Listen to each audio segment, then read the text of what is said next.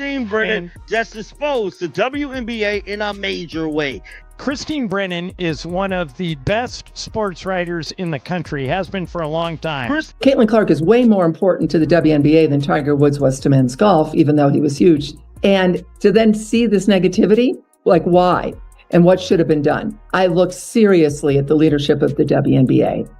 And how could you not be prepared for this moment? You've seen it happening in the Big Ten. You've seen it at Iowa. You see these TV ratings. The WNBA just got exposed in the most embarrassing way possible. Legendary USA Today journalist Christine Brennan decided she'd had enough of the nonsense and dropped a truth bomb so massive it practically flattened league headquarters. We're talking about receipts, pettiness, and a complete gutting of the WNBA's credibility when it comes to how they mishandled Caitlin Clark. It's a brutal look that should have everyone from the commissioner's office to jealous vets shaking in their squeaky shoes. And seriously, what do you think? Is this epic faceplant by the WNBA all about jealousy over Caitlin Clark, or is it straight-up clown-level incompetence?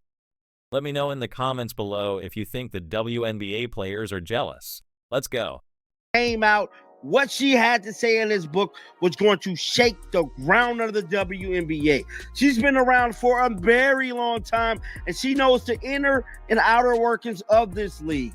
Christine Brennan let it be known in multiple interviews that the WNBA was not ready for a superstar like Caitlin. She's been around for a very long time, and she knows the inner and outer workings of this league. Christine Brennan let it be known in multiple interviews that the WNBA was not ready for a superstar like Caitlin Clark.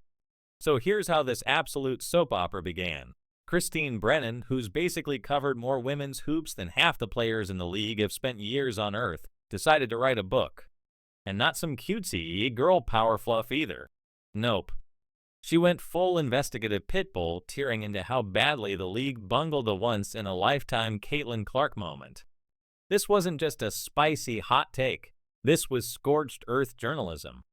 And the aftershocks are still rattling the WNBA. The thing I don't get, Christine, is that in the case of Tiger and in the case of Jordan, the other players and the league around them, in Tiger's case, the PGA Tour, realized that a rising tide raises all boats and were incredibly supportive of Tiger and Jordan.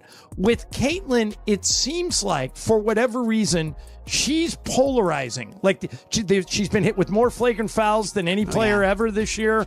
They tried to come at you when you were writing a story and said, don't ask questions about why people don't like Caitlin Clark. But I'm going to ask you, Christine, why is she polarizing in your opinion? Why do people not embrace the phenomenon that is Caitlin Clark? Brennan didn't come to hand out participation trophies. She pulled back the curtain on exactly how clueless, jealous, and frankly lazy the WNBA powers that be were when the biggest star women's basketball has ever seen dropped into their laps. Caitlin Clark isn't just another prospect. She's the singular force who took the WNBA from background noise to center stage. And apparently, instead of popping champagne, the league was popping antacids because they hated every minute of their own sudden relevance. But one of the big points in the book, I deal with all of this in my research. One of the big points in the book, I deal with all of this and my research and reporting, because I was perplexed as well. I mean, this is the greatest moment ever for the WNBA. Yep. We wish it happened sooner. Of course we wish it happened sooner. There were amazing players who, as you know, both you guys know, were toiling in obscurity. The male-dominated mainstream sports media ignoring them. Wasn't just another great player. She was about to become a cultural avalanche, one that would bury every stale narrative about the WNBA being a niche sport. While these clueless execs were busy comparing her to stars who barely moved the viewership needle, Brennan could already see that the entire nation was about to be strapped in for the Caitlin Clark show. And how did the league respond to this priceless heads up? They sat on their hands and did absolutely nothing. It's almost impressive how incompetent you have to be to miss the easiest marketing layup in sports history. But it only gets more jaw-dropping. Brennan's book lays it all out. The WNBA suits didn't just fail to prep for the Caitlin Clark effect, they couldn't even imagine it. They were so resigned to being the perpetual backbench of pro sports, so used to irrelevance that they literally couldn't fathom a world where people cared about their product. Picture running a bakery and being stunned when people actually show up to buy bread. That's the level of pathetic Brennan uncovered. From home like everybody else. And I think, guys, that actually helped me understand as a journalist the fascination, because I've covered a lot over my career and been very fortunate to be at Wimbledon's and Super Bowls and Tiger Woods and you name it, I've covered it. And I'm so lucky to have done that. And I found myself fascinated, like, who is this? And I'm getting text messages from guys who would never have watched a second of women's basketball. Good guys. They want their daughters to play sports. I mean, good people, but just, And they're texting, are you there? I'm watching. Are you seeing this performance? And that told me something that I actually was very helpful to be at home watching it versus being on press row, talking to a bunch of other journalists, that like, okay, there's something going on in the country here. And it's everyone's fascinated and people are standing in line for hours in the cold around the Big Ten, this barnstorming tour. And it's all about a basketball player who happens to be a woman. Got it. And that's a wonderful turn of events. But instead of focusing on the positives, sadly, the WNBA players, so many of them, not all, and it's not like nobody saw this coming. Brennan's reporting makes it crystal clear that plenty of journalists and even YouTube creators had been following Clark since her Iowa days, already waving neon signs that she was something special. Her fan base was massive, engaged, and ready to buy out arenas the second she turned pro, but the WNBA front office apparently couldn't even be bothered to look up from their spreadsheets. Meanwhile, the stats tell the entire story. In 2023, the Fever's attendance hovered around 4,000 per game, about the size of a Texas high school gym on a slow Tuesday. Then, Caitlin Clark arrives for a preseason warm-up, and suddenly fans are lined up outside 2 hours early like it's a Taylor Swift concert. The building security was literally stunned. They'd never seen anything like Unauthorized, which is not ominous at all. You want it to be unauthorized because I can tell the truth, unvarnished. Caitlin's quoted throughout the book. She was great answering any question I asked her, but dealing with these important issues. So you've got a 74% black league. We understand this. I mean, I'm white. Ramona, I think you guys are white. Yeah. We have no idea what it's like to be black in America. And I say that. Let's be brutally honest here. Here comes a white woman from Iowa, and she's going to be the biggest superstar. Now, absolutely, the spotlight's shining on her. Finally, it's shining on all these other players who deserved it for years but never got it. And that's a wonderful turn of events. But instead of focusing on the positives, sadly, the WNBA players, so many of them, not all. How did the WNBA capitalize on this tidal wave of new fans? Did they roll out the red carpet for their generational cash cow? Try orchestrating dazzling media campaigns? Of course not. They responded like grumpy old neighbors, practically annoyed that all these new eyeballs were finally paying attention. It's almost like they preferred their little pond to suddenly being the ocean. Absolutely unreal. And an antagonist. And I've argued that the NBA could use a little bit more of hero and villain to popularize the sport again. The WNBA does not need that because for a lot of America, Caitlin Clark is the hero. And anyone that comes to Caitlin Clark's defense is a hero. And everyone that flagrantly fouls her, speaks poorly of her, acts like she's not great is the villain, and then vice versa on that. How big of a part of the story is that when you look at the conflict surrounding Caitlin? The length of my career. The jealousy that Brennan uncovers is hands down the most damning part.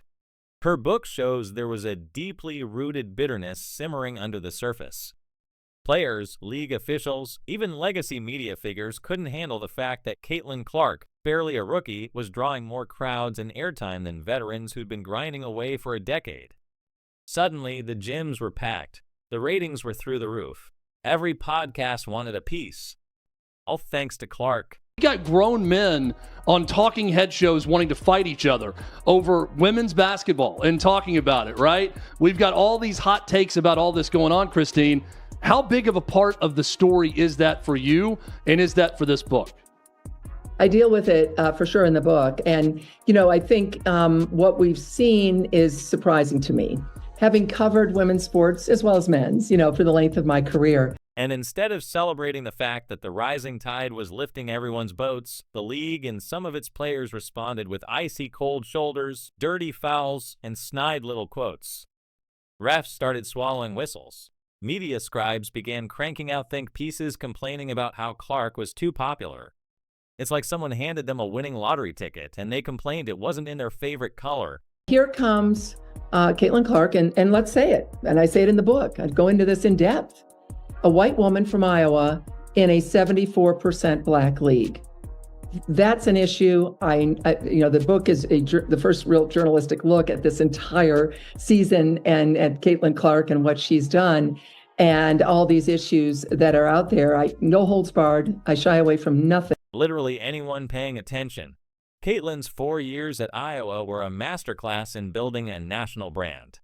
She broke records, sold out arenas, and basically turned every exec into a WNBA fan by sheer force of personality and game.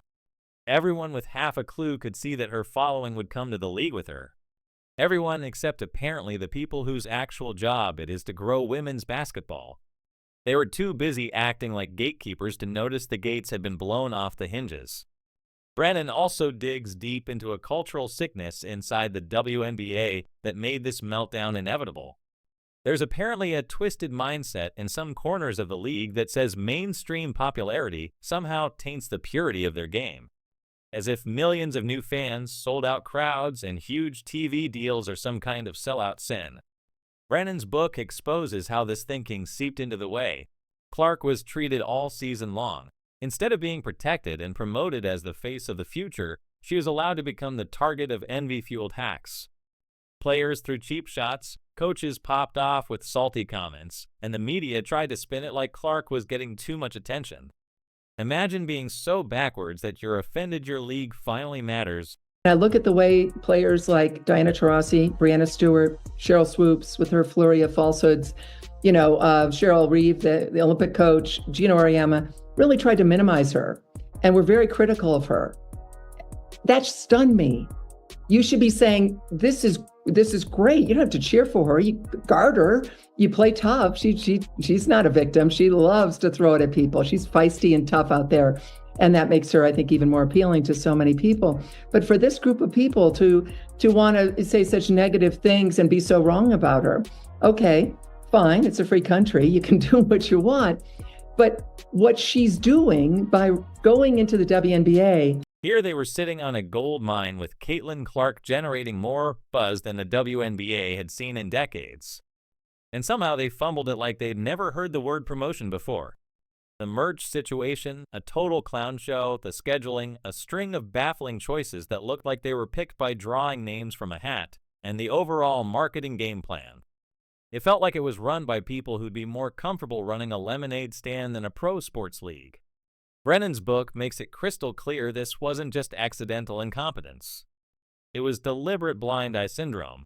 They had mountains of data proving Caitlin Clark was their ticket to the moon, but they chose the safe, small world they knew over the terrifying concept of actual success.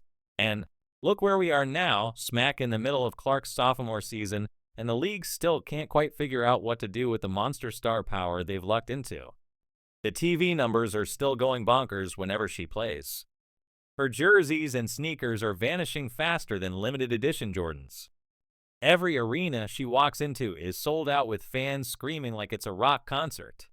And yet you still get this awkward vibe that plenty of folks inside the league would rather the whole Caitlin Clark circus just disappear so they could go back to their cozy little echo chamber. So Caitlin Clark is way more important to the WNBA than Tiger Woods was to men's golf, even though he was huge to men's golf. And to then see this negativity, you'll probably, the next question would be, or your viewers and listeners are probably saying, okay, so like why? And what should have been done? And I look seriously at the leadership of the WNBA. And how could you not be prepared for this moment? You've seen it happening in the Big Ten. You've seen it in Iowa. You see these TV ratings. 4 million more, as I said, watching the women than the men. I think it's worth repeating a few times because it is such a stunning statistic. Brennan's reporting absolutely torches the league by showing just how deep this dysfunction runs. You've got a league that was on financial life support, barely clinging to relevance, praying for anything to keep it afloat. Then in walks Caitlin Clark, a generational superstar with mass market charisma who pulls crowds, TV deals, and sponsors like she's flipping a switch. And what did the league do? They treated it like a nuisance, like a squeaky door they couldn't be bothered to oil. If there's ever been a bigger example of an organization actively working against its own interests, I'd love to see it. The implications here stretch way beyond women's hoops. This is a perfect case study in how big institutions can get so stuck in their outdated ways that they'd rather sabotage the future than embrace change. The WNBA was literally handed a lightning bolt in Caitlin Clark. All they had to do was protect her from jealous drama, market her brilliance, and watch the money and respect roll in. But instead, they chose petty resentment and outdated mindsets. It's like they were offended. Success showed up wearing a ponytail and Iowa jersey. White, one black. And so we have that moment with these two. But the one thing I know about sports, you need rivalry. That's what makes people watch. They want to watch games of consequence between rivals. They don't want everybody being nice to one another. So the social media is different today than it was in 1979 when it didn't exist. But, you know, I always tell the players, you know, I was told a long time ago, if someone's typing something in and you wouldn't ask their advice, ignore it. So it's a balance, but certainly from a marketing dollars, but corporate partners are stepping up to endorse these players much more so than they were 5 years ago. Of the most brutal realities Brennan lays out is just how wrong these league insiders read the room. They were so smug, thinking their precious brand was too pure to be tainted by a mainstream breakout. They confused staying niche with being noble, totally forgetting that pro sports exist to entertain as many people as possible. And fixing this would have been laughably simple. Just back Caitlin Clark, shield her from the petty cheap shots, and surf the tidal wave of attention. But instead, they did the exact opposite, basically building speed bumps for their own superstar. Brennan also tears the lid off how new media, the YouTubers, TikTokers, indie reporters saw all of this coming while the old guard was still dozing. These online voices understood that Caitlin's appeal wasn't limited to hardcore basketball junkies. She was about to become a pop culture mainstay.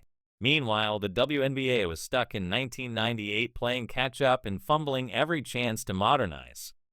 From clueless PR blunders to bizarre scheduling that hid marquee games and no viewership time slots, they proved over and over how out of touch they were.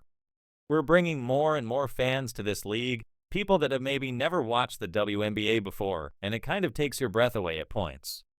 This wasn't just an oops moment. Brennan makes it painfully obvious. It was almost self-sabotage. The WNBA had the easiest slam dunk of their existence with Clark. Yet they treated her like a problem to be contained, not the miracle growth engine she clearly was. Even worse, this rotten attitude seeped straight into the locker rooms and coaching staffs. Instead of realizing Clark was good for everyone's bank account, too many players and coaches acted like her spotlight stole from theirs. News flash, it's called a rising tide lifts all boats, not Caitlin's.